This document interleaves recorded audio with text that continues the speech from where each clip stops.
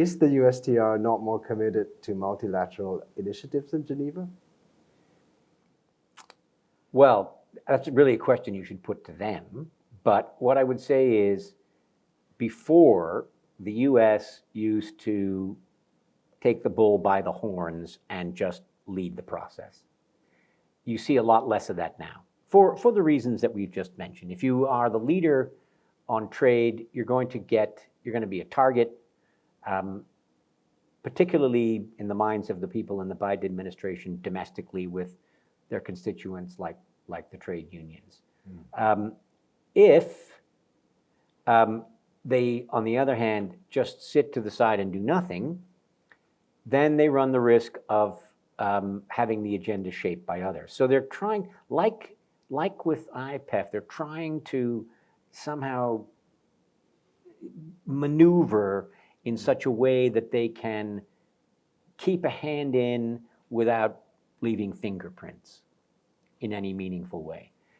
So they've been active on things like fishery subsidies.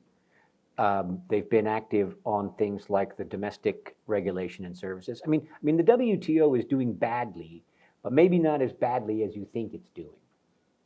We had this agreement on domestic regulation and services just last month, a really important and kind of, to a certain extent, mind-boggling agreement on investment, investment facilitation.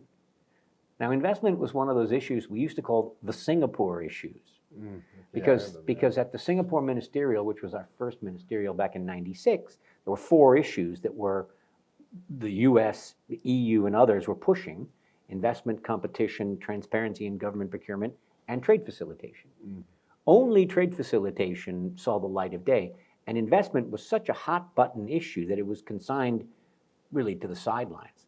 And yet, the way they have reformulated this, it's a sort of a transparency thing designed to help developing countries attract foreign investment.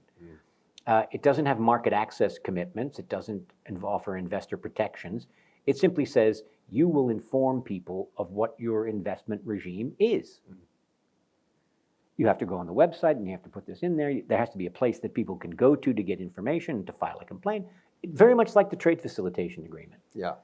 And you know, the calculations are always something of a hit or miss thing, but they're saying between a half a percentage point and 1 3/4 percentage point of GDP can be added to countries that are parties to this agreement.